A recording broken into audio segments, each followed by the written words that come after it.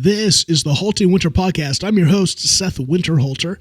So good to be with you today, and hopefully you are encouraged by this podcast. Today we're going to talk about how to grow a small business when it comes to staffing. How to grow a small business when it comes to staffing. And remember, HaltingWinter exists to help you, the small business owner, scale and soar. We want to take the stress off of being a small business owner. And how do we do that? Well, we give you a framework for the 6 core elements of your business that's going to help you not only grow your business, but make more profit. We want you to be profitable. Why? Not just so you can make more money, and not to be greedy. We want you to make more money so that you can invest that both into your business and into the community, both your employees, the people helping you accomplish the vision you've set out to accomplish, but also the community by doing good, doing well. So you want to get some stress off of you and you want to make more profit doing it, hit us up, HaltingWinter.com. We'd love to chat and see how we can help with executive coaching or business consulting. Today I want to talk about staffing. 2 questions to think about when it comes to not just hiring people, but who to hire, what kind of people, what kind of talents and skills. 2 questions to ask yourself is this. Number 1, what do you suck at that's halting your success? What do you stink at that is keeping you from growth? What are you not good at that is not getting done? That, man, just it's keeping you up at night. It's giving you stress. It's giving you anxiety. What is it, right? And I think this is where every business owner is going to encounter this, because every business owner, there's no business owner on earth that is perfect, that is, right, just amazing every component that it takes to operate a successful business. And I think this is why so many businesses fail. I'm trying to remember the number. I actually have this somewhere. I was just chewing on it this last week on how many small businesses fail. And the number is astounding, right? It's if you're a small business owner and you've made it past year 5, you're an anomaly, right? You're one of the very few that make it. And why is that? I think the number one thing is we just don't know what we're getting into, right? Number 1, we don't know what we're getting into. And as we do, we realize, wow, I had a skill in sales, or I had an idea, a product, I had a service, I had a skill that I was good at. And I got tired of, someone else making all the money doing that. So I started my business, but I did not realize that, man, I got to go find clients. I got to market.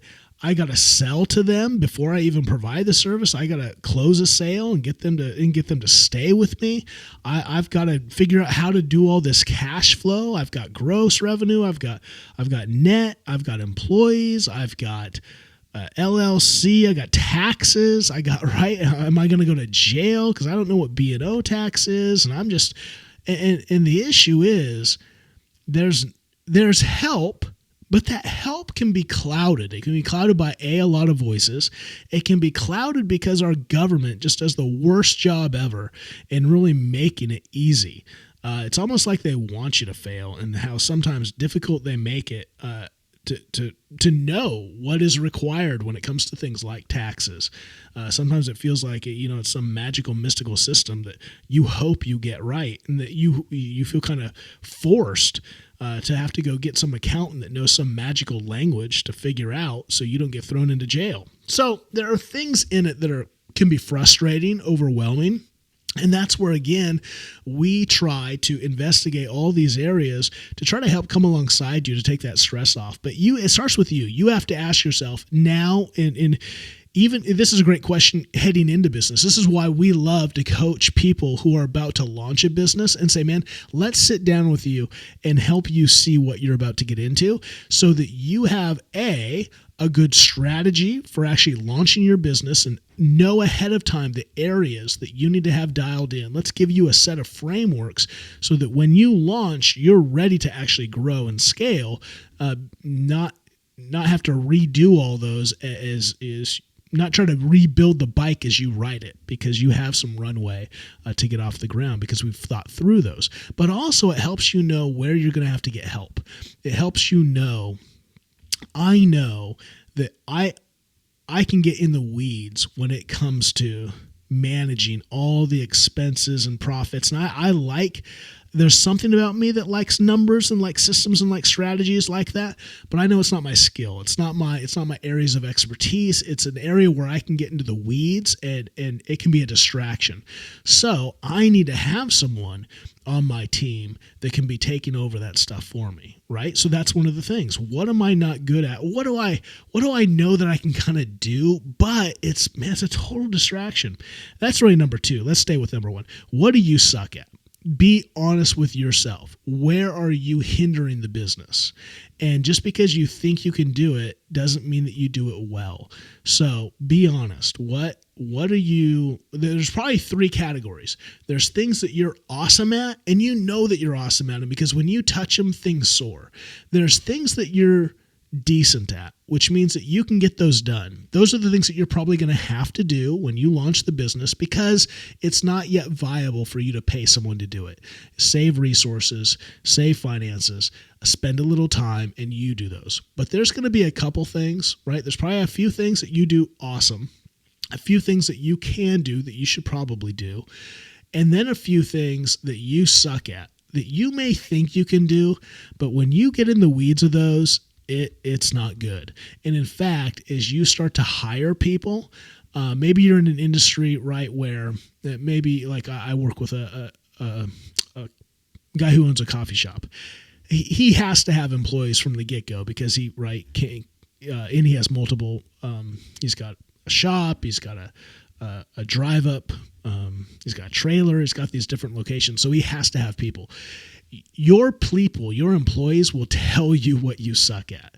Just watch the room, right? Get some feedback to go, okay, where do you think I'm getting in the way? Where am I not communicating? Where am I?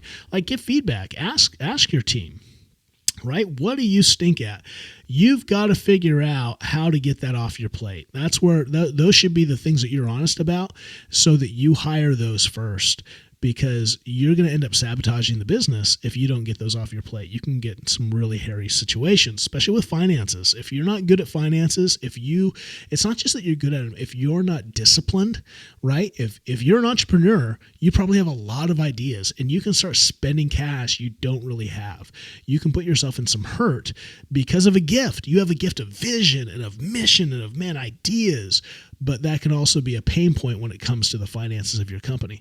So what do you stink at? What is keeping you from growing and scaling and being profitable? That's the first question you have to ask because those can really sabotage you. Second, what are you doing that's just a waste of time? This is a thing where, especially in helping scale an organization, you need to ask yourself, what are you doing that's taking your time, number 1. Number 2 is a waste of your time because you could hire someone. So you have to remember this. As your business is growing, your value is increasing. Your value personally is increasing. So if you're the owner of a business that's making, right, $500,000 a year, $100,000 a year, or $1 million a year, whatever that is, right? You're a small business, you're growing. All of a sudden your hourly rate is a lot higher, right? So for instance, this coffee shop, if you own a coffee shop and you've got baristas, right? And maybe in the beginning you got to jump in there and you got to sling some coffee because, right, you just don't have enough money to sit back and not do that. So you're in there, maybe you have 3, you and 2 others, right? And you're managing all this. And so you're one of the people. You're also running all the businesses, all the aspects of the business. As you grow, maybe you bring in a third to take over some of your hours, a lot of your hours, so then you can continue to grow and scale the company, the business. If you then go back into the weeds of slinging coffee, you who now should be $50, $100, $150 an hour for your worth, that's what you are worth to the company and what you are bringing to the table. Now you're making yourself go back and give yourself $15 an hour. That is going to halt your growth because there may be a reason, there's probably a lot of not reasons to do it. You got to just remember what are you doing that's wasting your time? What are you doing that's making you now not do what you're worth, what you're able to do, what your real contribution should be to the company?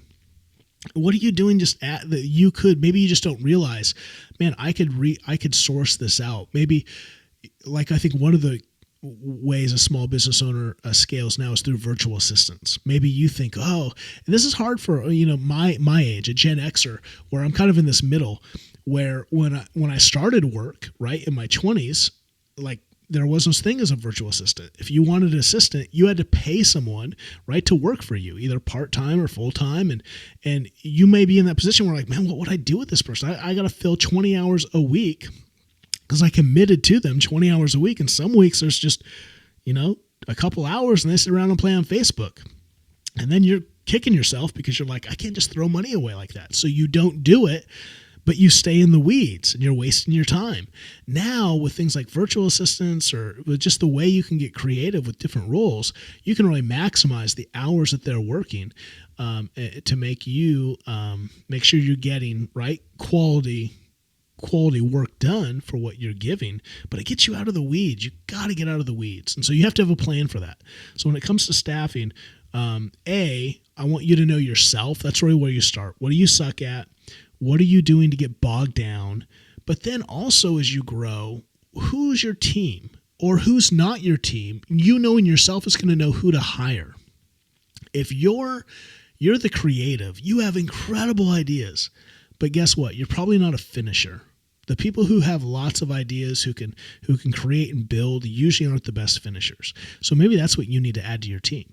Maybe that's someone to really think about going, I need someone who can finish the deal, who can take my ideas, who I can get the ball rolling, but then they can close the gap. Patrick Lencioni has a new book out, and I haven't read it yet, and so I'm gonna give it a plug without reading it. But I love Patrick's stuff, and it's in my Amazon cart, and it's gonna be here shortly, and then I'll do a full review on it. It's called The 6 Types of Working Genius. Basically, it sounds kind of like one of the assessments, right? You have the DISC assessment, you got the Enneagram.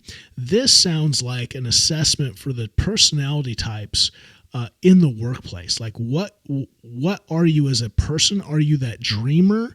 And it kind of scales down. Are you the high-end dreamer down to like the person who just gets stuff done? Like, and you need all these people as a part of your organization, or you're going to have holes in your organization. So I think it could be a really good book to help you as a business owner think, is my team or the people I'm hiring, is that what I need, right? If your job is to make coffee, but you're a dreamer, man, maybe that's okay in the short term, right? To just to have a job and to, make some money to cover your bills. But maybe that's not the person I want. If I'm thinking I want someone to come in, but be a part of really the team as we grow. You don't need a room full of dreamers. You need a room full of people who can get some feedback, who can, right, create the strategy and structure, people who can finish. Like, you need to make sure your team has some variety on it. And it can help. This is why the book is good too. I think it will help you in whatever you are, have an appreciation for the others, and maybe be able to speak the language of the others to understand that, okay, that person. Even I heard Patrick on a podcast talking about the book, and he said what can help is when you're a certain type, there are oftentimes people that can annoy you. And they annoy you because they feel like what their gift is halting your gift.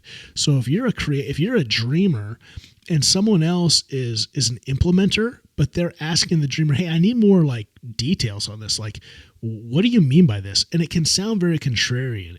To the dreamer, it feels like they're just dousing you dousing your fire with water.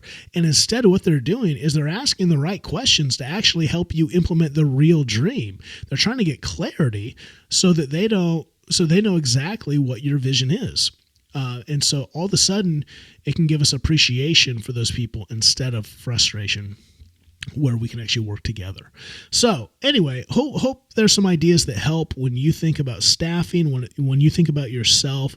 Where are you where you're not skilled, you're telling yourself maybe you are, and you need to have an honest conversation to get some help around you.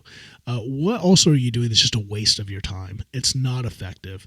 It is, you're in the weeds, you're putting out fires, and you need someone else to be doing that stuff. You need to actually give up to someone else so that you can scale and grow personally, so you can lead a scaling business. All right, there's some things to think about. If we can help in any way, come alongside you, maybe help you. This is what I do with executive coaching, really assessing you, assessing your team, allowing you to see what your strengths are and what maybe the team members you need to bring around you, or helping you with communication skills. I'm working with a client right now, and that's the issue.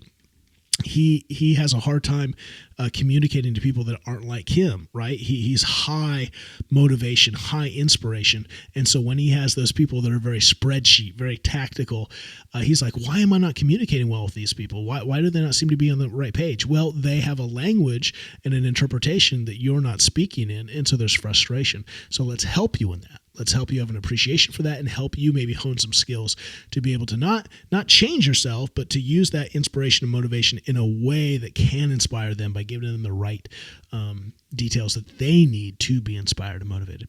So if we can help with that, hit us up, HaltingWinter.com. Hit me up, Seth Winterhalter. I'm on LinkedIn. I'm on all the socials. Would love to help see your business scale and soar. Would love to see you as an owner have less stress and more enjoyment and more profits in your business. If we can be a help, hit us up. Until next time.